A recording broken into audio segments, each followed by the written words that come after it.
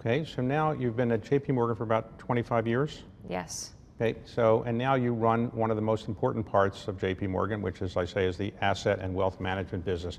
For people that aren't that familiar with wealth management, what actually is wealth management and how is that different than asset management? Great question. The two are often used interchangeably, but they have distinctions. The asset management business is where we manage money on behalf of individuals, institutions, sovereign wealth funds, pension funds. We manage them in mutual funds, we manage them in ETFs, we manage them in single stocks, single bonds, hedge funds, private equity, and the like. And that is the heart of the fiduciary business that we run here at JP Morgan. Wealth management is that plus understanding someone's entire balance sheet. So for the individuals where we manage money, we also help them with their mortgage. We help them with a loan that they might need. We help them with their basic credit card.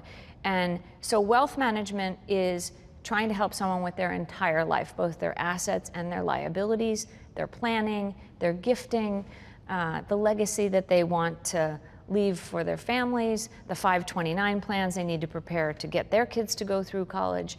And it's a great insight into people's, entire journey. Now, many organizations like JP Morgan have wealth management businesses. Some are bigger and some are smaller, but basically you're managing money for and doing other things for wealthy people, more or less. Is that fairly right? For wealthy people, although, many of the successful wealth management firms today have figured out how to take all of those great learnings for what they do with very wealthy people and also package them for people who have their first paycheck and they want to be able to save a little bit of money, or want to have access to things that maybe they wouldn't normally have. And so we've been able to take things like what we do for a super wealthy family, package it into a bite size where you walk into a Chase branch and you're able to get some of the same advice. And so I think it's opening up the world to be able to help people. And the most important thing is to be able to save early, and if someone can be there to help you through that,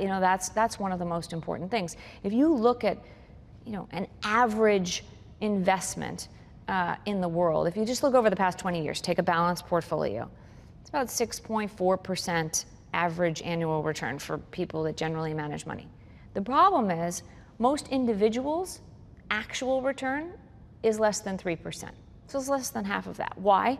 Because they make emotional decisions when markets are one way or another. They get caught up in the hype of things. And so it's super important to have that advice as early on as we can give it. And I think, that's the rewarding part about this business, is being able to try to help people through all of those different journeys that they have.